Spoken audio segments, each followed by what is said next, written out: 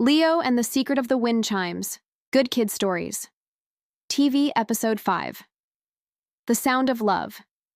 Leo and Pip returned to the garden with the 2 sound seeds in their possession. The small brass bell that rang with the melody of community, and the marble that shone with the light of wisdom.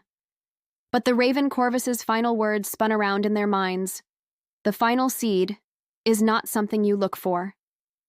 They placed the 2 treasures on the grass. They lay there silent, waiting for the final piece of the puzzle. How are we supposed to get something without looking for it? Pip said in frustration, pacing around the 2 seeds. It makes no sense! Maybe that raven tricked us. Leo didn't think so. He felt there was a truth in Corvus's words, but he couldn't grasp it. Looking out at the garden, he saw a sunflower he loved begin to droop slightly. The harmony had not yet been fully restored. The weight of the mission pressed down on his small shoulders. He felt like he had failed. Seeing his friend so sad, Pip ran over and gave him a gentle nudge with his nose. Hey, don't give up. We've come this far. But Leo was too tired.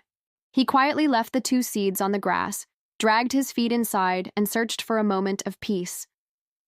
He found his owner, Anne, sitting on the floor, happily drawing a picture.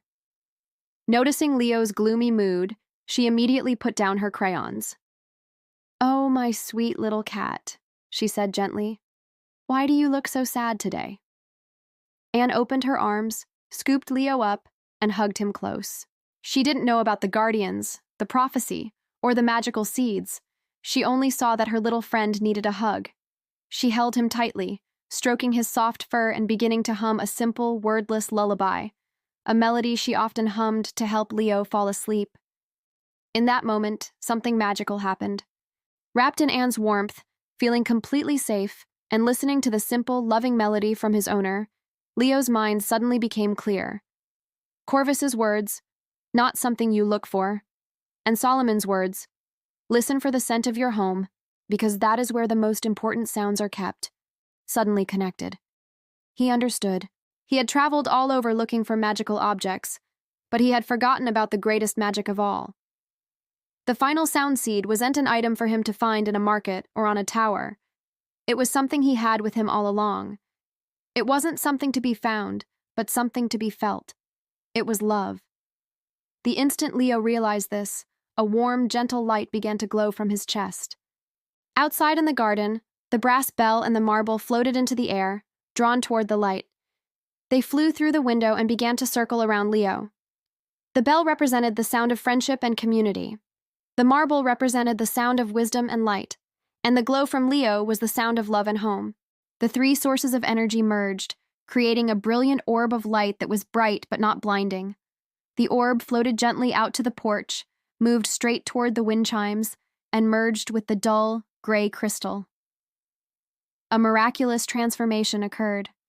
The murky gray color vanished, replaced by a clear, sparkling blue that was the exact color of Leo's eyes. And then it rang. All 6 crystal rods chimed in unison, creating a melody that had never been heard before. It wasn't just a tinkle, it was a deep, resonant, and beautiful harmony. The melody spread throughout the garden. The drooping sunflower lifted its head. The distant sound of dogs barking ceased.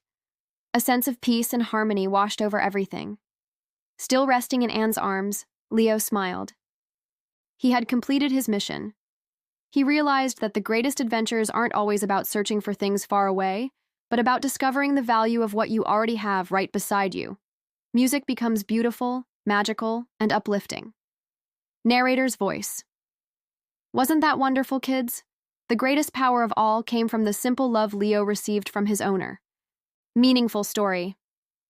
Leo's story teaches us that while courage and intelligence are important, the love and warmth of family is the real magic in life. To explore more meaningful stories like this with your child, parents, please be sure to press subscribe on the Good Kid Stories TV channel.